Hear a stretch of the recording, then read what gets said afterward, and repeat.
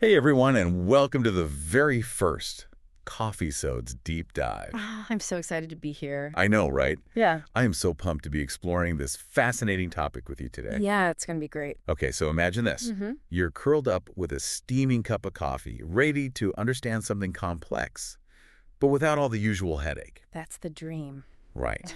And well, that's what Coffeesodes is all about. Love it. So today we are taking a deep dive into something called the right to disconnect.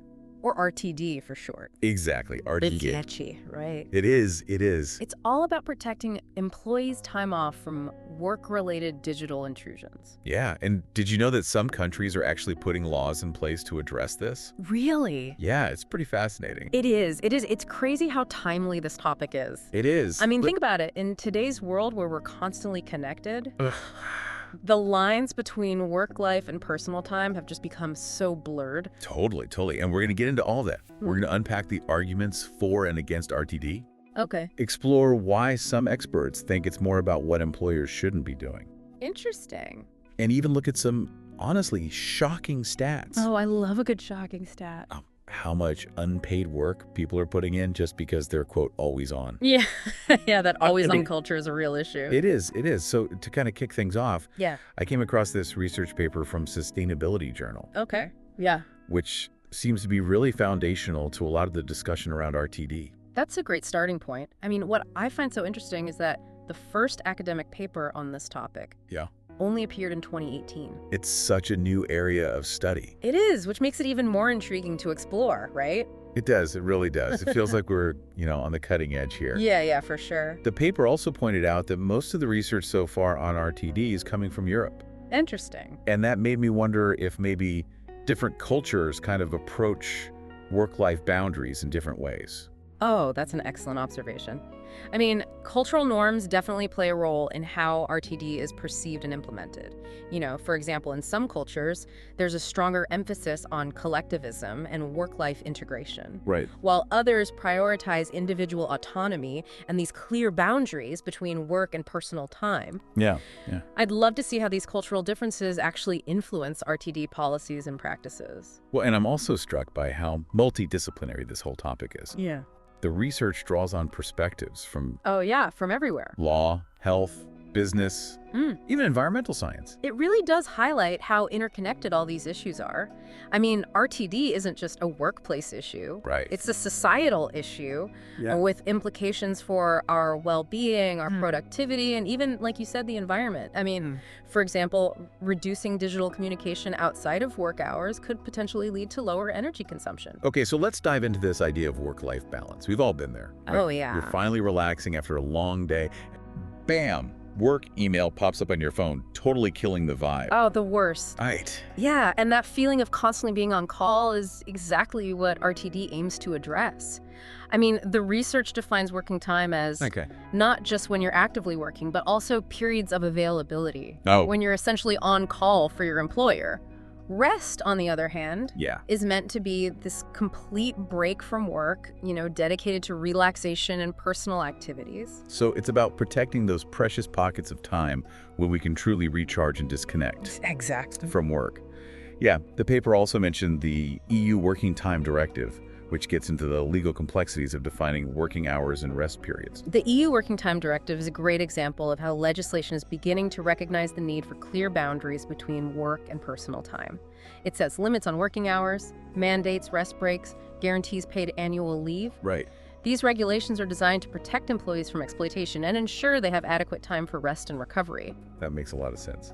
Speaking of complexities, though, the research highlighted a study from Korea that found a strong link between after-hours work communication Wow. and work-family conflict, especially among women. That's a crucial point because this study suggests that the expectation to be constantly available can disproportionately impact women, Right. who often bear a greater burden of household and caregiving responsibilities. Of course. This ties directly into the UN's Sustainable Development Goals, particularly SDG 5 on gender equality.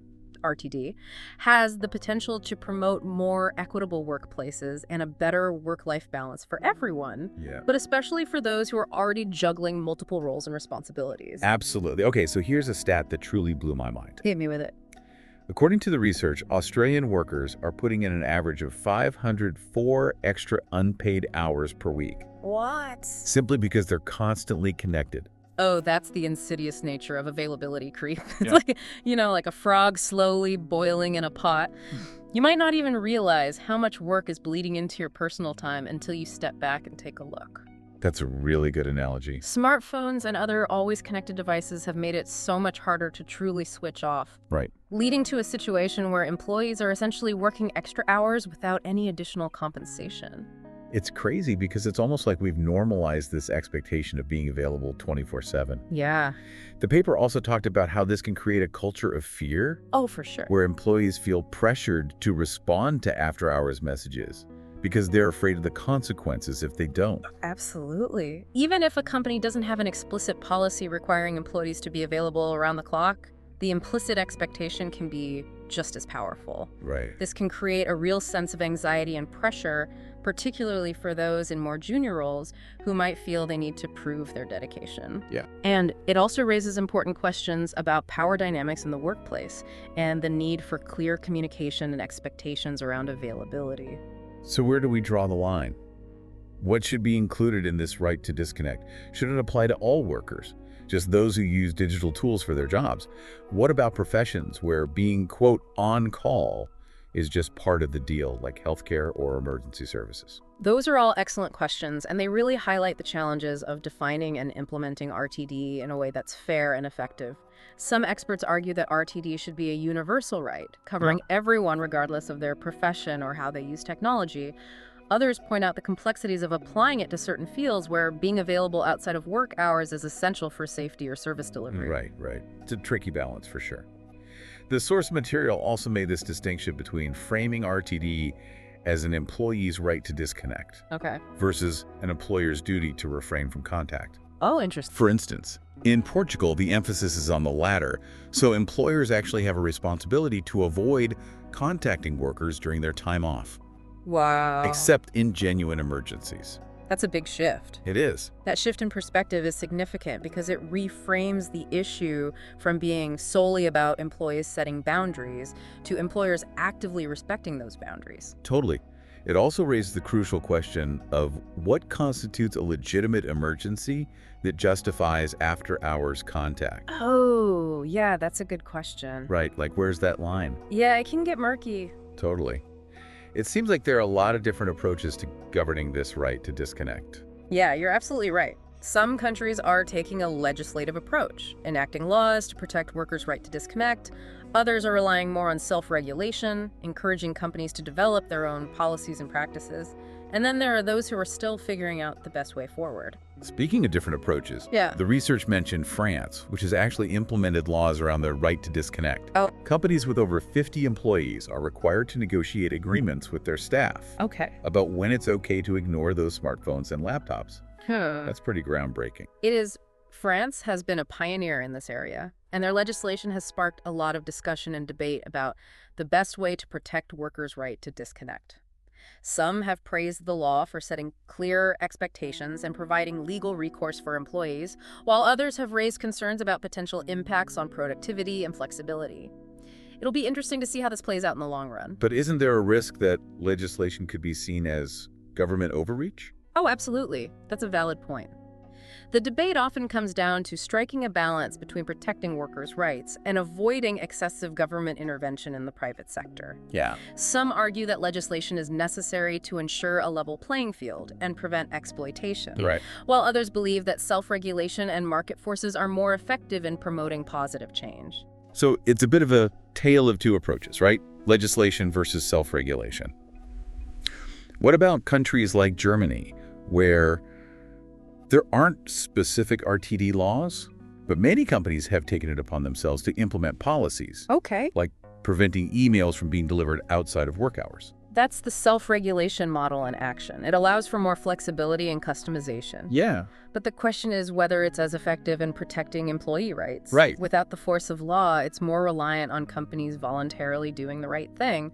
And let's face it, not all companies are equally committed to promoting work-life balance. That's true. And sometimes it's not even a conscious decision, right? It's just the way things have always been done. Yeah. And it's hard to break out of those ingrained habits. Exactly. Changing organizational culture takes time and effort. It requires leadership buy-in, clear communication, and a willingness to challenge the status quo. The research also highlighted this interesting legal case from Belgium, the Madzak judgment. I've heard of this one. It involved a firefighter whose on-call time was deemed working time by the court. Absolutely.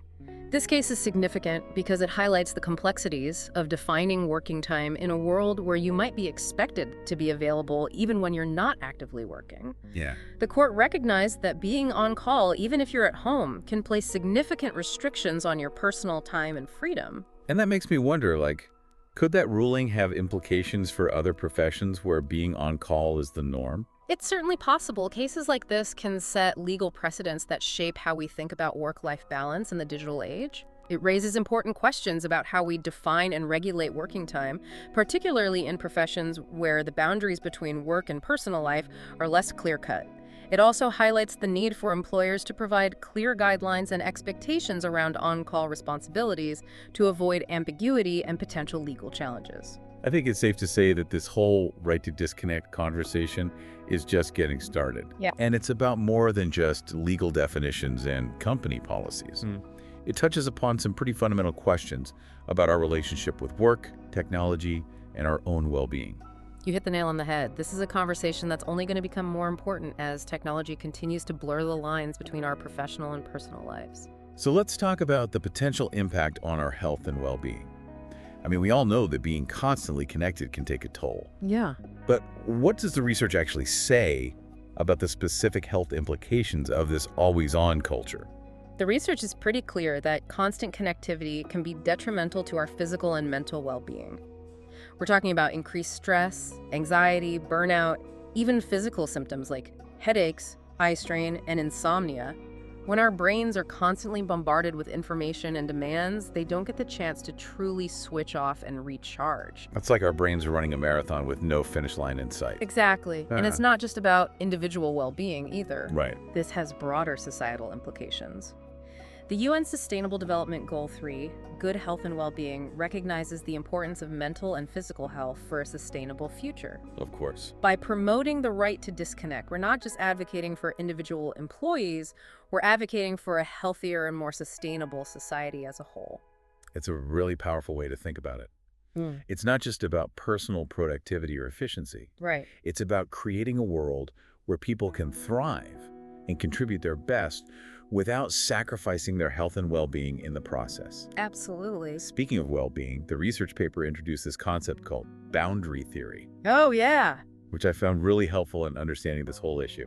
Boundary theory is a fantastic framework for thinking about work-life balance. It is. It's all about managing the separation or sometimes integration between different aspects of our lives, like work and personal time. Okay. It helps explain why it's so crucial to set clear boundaries and protect our time off from work intrusions. So it's about creating those mental and physical spaces where work ends and personal life begins. Exactly. That makes a lot of sense. But how do we actually apply boundary theory to our own lives? That's a great question. Applying boundary theory involves identifying the different roles and responsibilities we have in our lives and then establishing clear boundaries between them. This could involve setting specific times when we're available for work and when we're not, communicating those boundaries to our colleagues and clients, and creating rituals or routines that help us transition between work and personal time. I love that idea of rituals and routines. Yeah. It's like creating those mental cues that signal to our brains that it's time to switch gears. Exactly. It could be as simple as closing your laptop at a certain time each day, Right. putting your phone on Do Not Disturb mode, or engaging in a relaxing activity that helps you unwind and detach from work. Okay, so thinking about RTD through this lens of boundary theory, Yeah. it's really about fostering a healthier relationship with technology. Right. Absolutely. It's about reclaiming control over our time and attention Yeah. and not letting work consume every aspect of our lives. And it's important to remember that this is a shared responsibility. Okay. Both employees and managers need to play a role in creating and maintaining these boundaries. So it's a two-way street. Exactly. Employees need to set boundaries, and managers need to respect them. Speaking of managers, what are some practical things they can do to support the right to disconnect in their workplaces? What advice does the research offer? The research provides some excellent guidance for managers who want to create a workplace culture that supports work-life balance. Okay. First and foremost, it's about taking a close look at the communication patterns within your organization. Analyze how many emails, calls, and messages are being sent outside of work hours, and by whom. This will help you understand the extent of the always-on culture and identify areas for improvement. So it's about getting a clear picture of the problem before you can start solving it. Yeah. Data is key. Precisely. Once you have that data, you can start defining clear policies about working hours, availability expectations, and what constitutes a true emergency that warrants after-hours contact. It's also crucial to create a culture where employees feel comfortable disconnecting without fear of repercussions. This means leading by example, setting clear expectations, and encouraging employees to prioritize their well-being. It sounds like transparency and open communication are essential here. Absolutely. Managers need to be clear about their expectations and provide employees with the support and resources they need to disconnect and recharge. This could involve offering flexible work arrangements, encouraging the use of technology tools that allow for delayed sending of messages, and promoting a culture that values work-life balance. Those are all great tips. The research also mentioned utilizing tools that allow for delayed sending of messages, like the schedule send option in email. I've actually started using that myself, and it's amazing how much stress it takes off knowing that my emails won't be bombarding people's inboxes at all hours of the night. It's a simple but effective strategy. By using these tools, we can ensure that our messages are delivered during work hours, respecting our colleagues' time off, and helping to create a more balanced and respectful work environment. This has been such an eye-opening discussion. I'm already thinking about how I can apply some of these insights to my own life and work habits. What about you? What's resonating with you the most so far? I'm particularly struck by the interconnectedness of this issue. It's not just about individual employees or even individual companies. It's about creating a more sustainable and equitable society for everyone. And that requires a collective effort from individuals, organizations, and policymakers alike. I completely agree. It's about creating a world where work enhances our lives, not consumes them. Exactly. It's about finding that sweet spot where we can be productive and engaged in our work without sacrificing our health, well-being, and personal lives in the process. It feels like this whole conversation about the right to disconnect is really gaining momentum. It's like people are finally waking up to the fact that being always on just isn't sustainable. It's definitely a sign of the times. As technology keeps advancing and our work lives become even more intertwined with our personal lives, Right. it's more important than ever to have these conversations about boundaries and balance. And it's not just a conversation for employees. Oh, definitely not. Managers and leaders, they need to be a part of this too. They have a huge role to play in creating a workplace culture that supports the right to disconnect. Absolutely. Yeah. In fact, I would even argue that leadership buy-in is essential for any RTD initiative to even be successful. Right. When leaders model healthy boundaries and prioritize work-life balance for themselves and their teams, it sends a powerful message that it's okay to disconnect and recharge. Yeah, it's like that old saying, actions speak louder than words. Totally. When leaders make it clear that they value their employees' well-being and respect their time off, it creates a more positive and supportive work environment overall. Speaking of supportive work environments, I'm curious to hear more about the different approaches companies are taking to implement RTD. Are there any specific examples that stand out from the research? There are some really interesting examples emerging from both the public and private sectors. For instance, Volkswagen, the German automaker, has a policy that prevents emails from being sent to employees' work phones outside of work hours. Really? Yeah. And in France, where they have those groundbreaking RTD laws we discussed earlier, companies like Atos, a global IT services company, have negotiated agreements with their employees that outline clear expectations around availability and communication outside of work hours. Those are great examples. It sounds like these companies are really taking this seriously and making a conscious effort to create a healthier work environment. They are, and I think it's important to acknowledge that implementing RTD isn't just about putting policies in place. It's about shifting mindsets and creating a culture where people feel empowered to disconnect without fear of judgment or negative consequences. That makes sense. Yeah. Like, it's not enough to just say, you have the right to disconnect. Right. If there's this unspoken expectation that you'll be available 24/7. Exactly. It's about creating a culture of trust and mutual respect.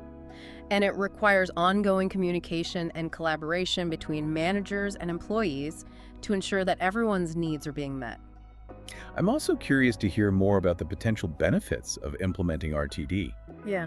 I mean, beyond the obvious benefits to employees' well-being, Are there any advantages for companies as well? Absolutely. Studies have shown that companies that prioritize work-life balance and support their employees' right to disconnect often see improvements in productivity, engagement, and retention. Interesting. When employees feel valued and respected, they're more likely to be motivated and committed to their work. And when they have adequate time to rest and recharge, they're less likely to experience burnout and make costly mistakes. So it's a win-win situation. Exactly. Companies get a more engaged and productive workforce, and employees get to enjoy a healthier and more balanced life. Exactly. It's about recognizing that investing in employee well-being is not just the right thing to do, it's also good for business. It's about creating a sustainable work environment where everyone can thrive. Speaking of sustainability, I wanted to circle back to something you mentioned earlier about the potential environmental benefits of RTD. Can you elaborate on that a bit more? Sure. While it might not be the most obvious connection, there is a growing body of research exploring the link between digital technology and environmental sustainability. The production, use, and disposal of electronic devices have significant environmental impacts, including carbon emissions, resource depletion, and electronic waste. Wow, I hadn't really considered that angle before. It's something we often overlook, but think about it. Every email we send, every file we store in the cloud, every video conference we attend requires energy, and that energy consumption adds up, contributing to greenhouse gas emissions and climate change. By reducing our reliance on digital communication outside of work hours, we can potentially lessen our environmental impact. So it's not just about saving our own energy, it's about saving the planet's energy too. That's a pretty compelling argument for RTD. It is, and it highlights how interconnected these issues are. Our choices about how we work and how we use technology have implications for our own well-being, the well-being of our colleagues, and the health of the planet as a whole. It's like this whole conversation about the right to disconnect is really a conversation about creating a more sustainable future for everyone. I couldn't agree more. It's about recognizing that we're all part of a larger ecosystem, and our actions have consequences that extend far beyond ourselves. So what can we do as individuals to promote RTD and create a healthier relationship with technology? Are there any practical tips or strategies we can implement in our own lives? Absolutely. There are many things we can do to reclaim control over our time and attention and create healthier boundaries between work and personal life. One of the simplest but most effective strategies is to set clear expectations with our colleagues and clients about our availability outside of work hours. This could involve letting them know that you won't be checking emails or responding to messages after a certain time or on weekends, unless it's a true emergency. That makes sense. Yeah. But it can be tough to set those boundaries, especially if you're worried about appearing unresponsive or uncommitted to your work. I understand that concern, but it's important to remember that setting boundaries is not about being lazy or disengaged. It's about protecting your time and energy so that you can be more productive and focused when you are working. And when you communicate those boundaries clearly and respectfully, most people will be understanding and supportive.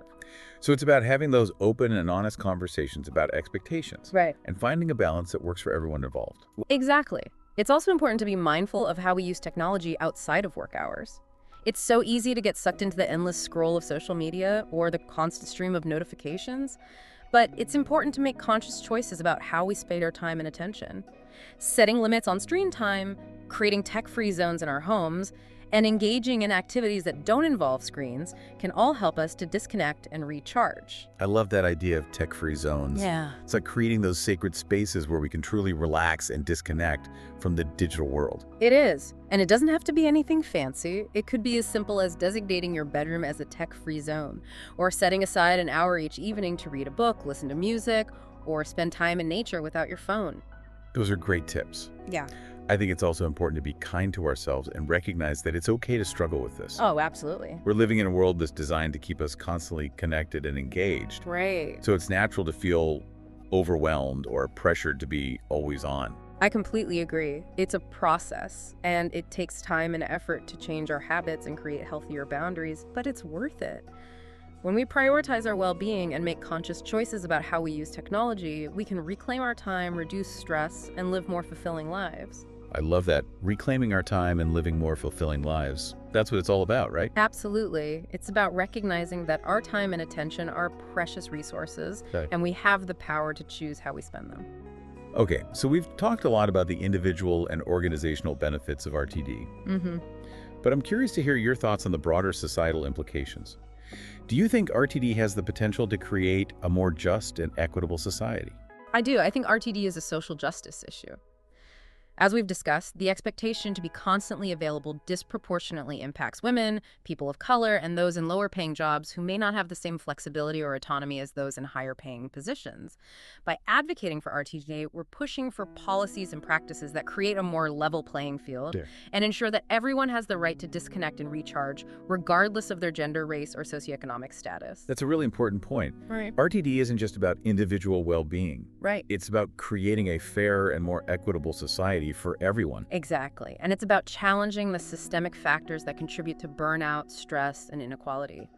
When we create a culture that values work-life balance and respects people's time off, we're creating a more humane and sustainable society for all. It's like we're shifting from a culture of overwork and exhaustion to a culture of well-being and balance. I love that. It's a shift in values and priorities. It's about recognizing that our worth as human beings is not solely determined by our productivity or our availability to work. And it's about recognizing that we all have a right to rest, recharge, and pursue our passions outside of work. Absolutely. It's about living full and meaningful lives that encompass more than just our jobs. Okay, so we've covered a lot of ground today, from the legal and ethical dimensions of RTD to the practical strategies for implementing it in our own lives and workplaces. We have. But I want to circle back to something we touched on earlier, this idea of RTD as a relatively new area of study and legislation. It's true, RTD is still an evolving concept, and there's much more to learn and explore.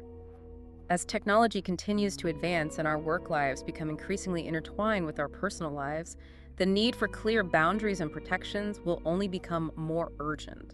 So it sounds like this conversation is just getting started. It is. And it's a conversation we need to keep having, right? Absolutely. We need to keep talking about RTD, keep researching it, keep advocating for policies and practices that support it. And we need to keep challenging the assumptions and expectations that contribute to this always-on culture. It's about creating a future of work that is more humane, more sustainable, and more equitable for everyone. I couldn't agree more. It's about reclaiming our time, our attention, and our lives. I love that reclaiming our time, our attention, and our lives. Yeah. Those are words to live by. This has been such a thought-provoking conversation. I feel like I've learned so much about the right to disconnect and its implications for our well-being, our work, and our society as a whole.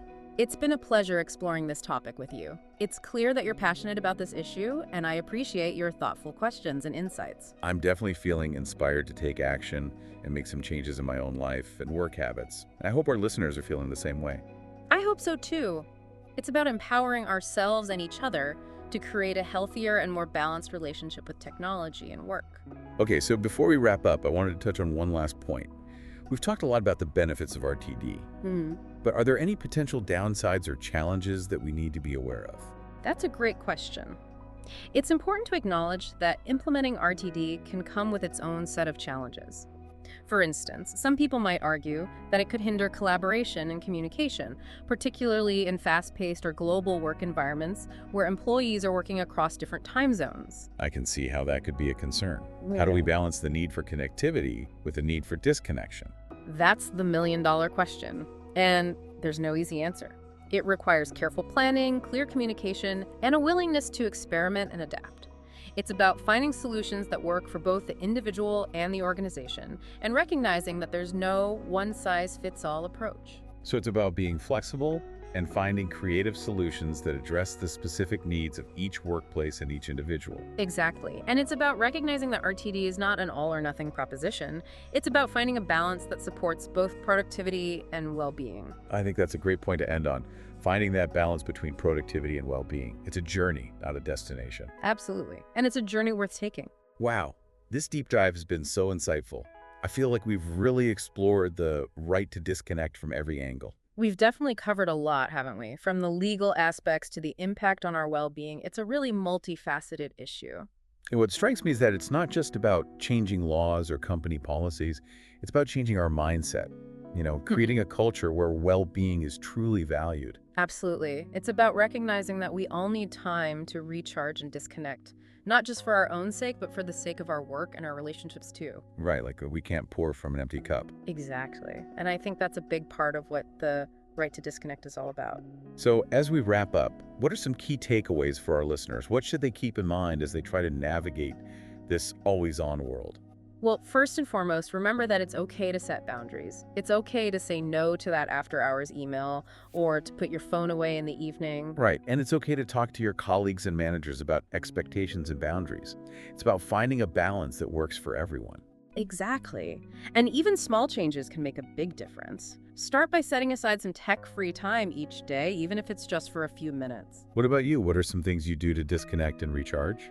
Oh, I love going for walks in nature, reading a good book, spending time with loved ones, anything that helps me unplug and de-stress. Those sound lovely. Yeah. And I think it's also important to remember that we're not alone in this struggle. Yeah. So many people are feeling overwhelmed and burnt out. Absolutely. It's a systemic issue, and it's going to take a collective effort to create a more sustainable and balanced way of working. Well said, well said. So for our listeners out there, we hope you've enjoyed this deep dive into the right to disconnect. It's been a real pleasure exploring this topic with you. It has. And if you're looking for more thought-provoking discussions like this one, be sure to subscribe to Coffeesodes. We'll be back soon with another episode, brewing up fresh perspectives on all sorts of fascinating topics. Until then, stay curious, stay mindful, and remember to disconnect and recharge. Cheers to that.